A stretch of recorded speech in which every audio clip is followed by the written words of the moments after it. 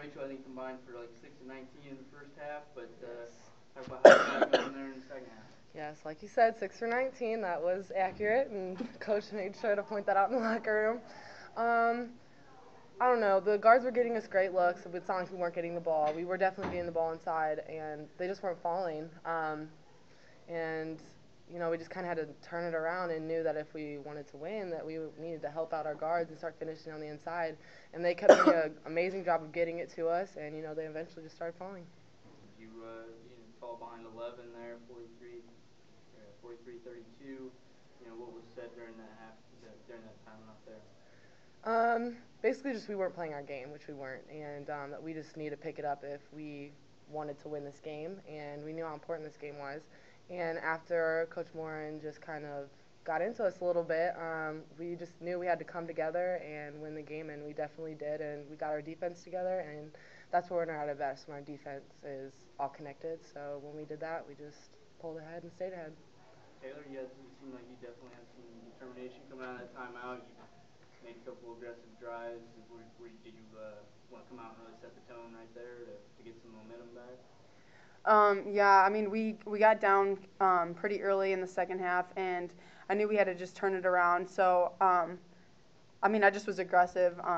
I think that when we drive, it opens up for like people like Anna and for our post. So I just tried to do whatever I could to help the team.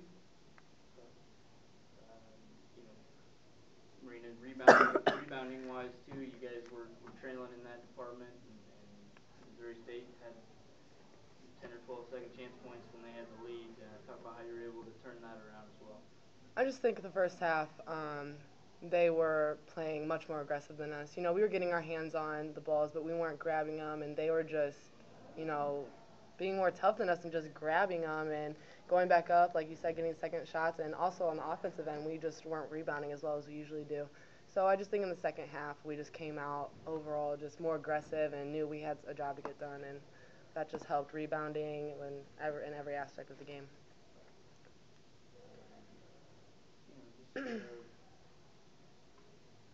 Talk about that run. I think you outscored them 16-3 there to retake the lead. Taylor, what did you guys adjust to on the defensive end there to get some stops? In the timeout, we said we need to get 7 stops, or we have to get 5 stops in 7 possessions. So every time down the floor, we were saying, get a stop, refuse to be scored on, and I mean that just kept building. We were at 2 stops, and then we were at 3 stops, and then we got 5 stops, and then we were able to take that defense and then execute on the offensive end. Because I mean, when you get a stop, then they're not pressing, and a few possessions we didn't handle that well. So when we got stops, it definitely helped us offensively. You've given up over 30 in the first half of the last 2 games. Is that a concern that you guys need to get back to getting off to a better start? Yeah, I mean, we always talk about, coming out the first 5 minutes and being the hunters.